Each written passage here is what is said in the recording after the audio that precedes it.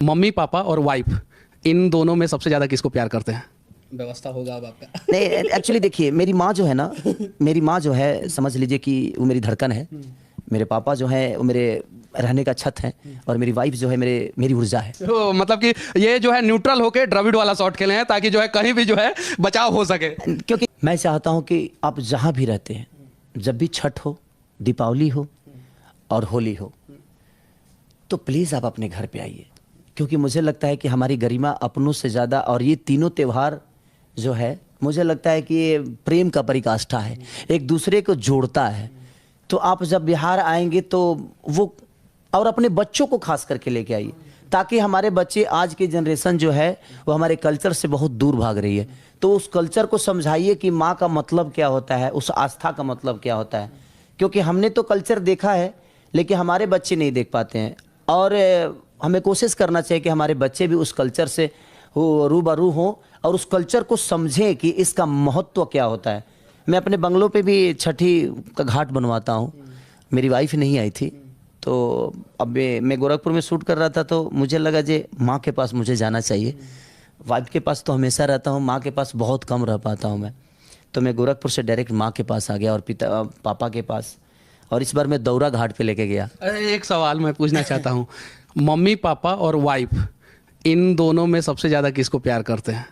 व्यवस्था होगा अब आपका। नहीं, एक्चुअली देखिए, मेरी माँ जो है ना, मेरी माँ जो है, समझ लीजिए कि वो मेरी धड़कन है।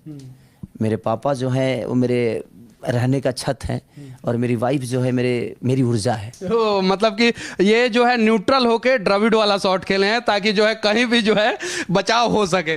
क्योंकि तीनों का योगदान नहीं होता तो मैं आज यहाँ तक नहीं होता, क्योंकि मेरे पापा का एक ऊर्जा। एक और सवाल मैं पूछना चाहता हूँ, आपके साथ बहुत सारे लोग रहते हैं, बहुत सारे लोग कहते हैं कि आपके साथ जितने भी लोग रहते हैं उन पे बहुत ज़्यादा खर्च करते हैं आप, पैसा से लेके गाड़ी खरीद के दे देते हैं, बहुत सारी चीज़ें। कितनी सच्चाई है ये मैं जानना चाहता हूँ। मैं किसी को गाड़ी खरीद के नहीं देता। जो मेरे साथ लोग रहने वाले हैं, सिर्फ मैं उनको हेल्प करता हूँ।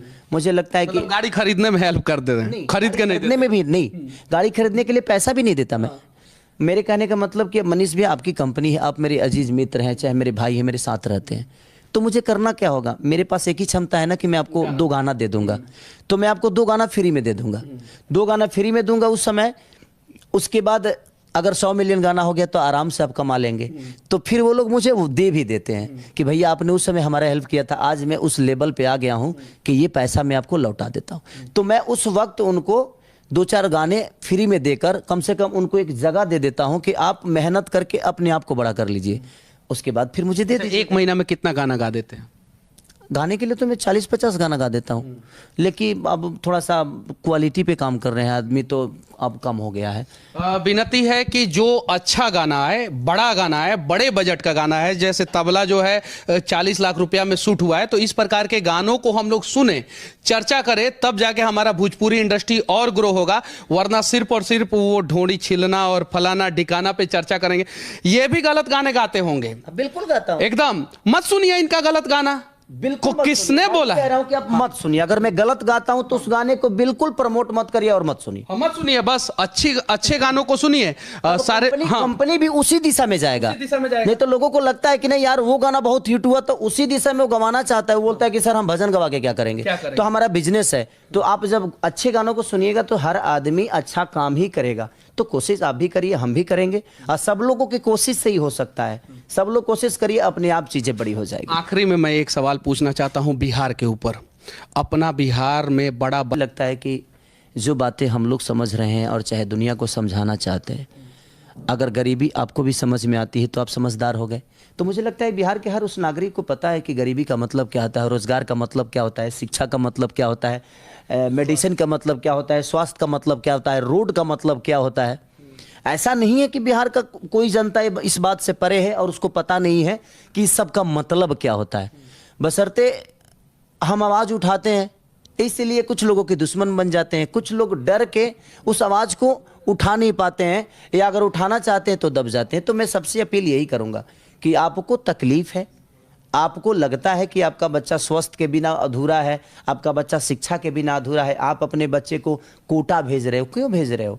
हमारे बिहार में जगह की कमी है, हमारे बिहार में शिक्षा की कमी है? नहीं, यहाँ से लोग आईपीएस बन के निकलते हैं। आईपीएस सबसे ज़्यादा बिहार देता है।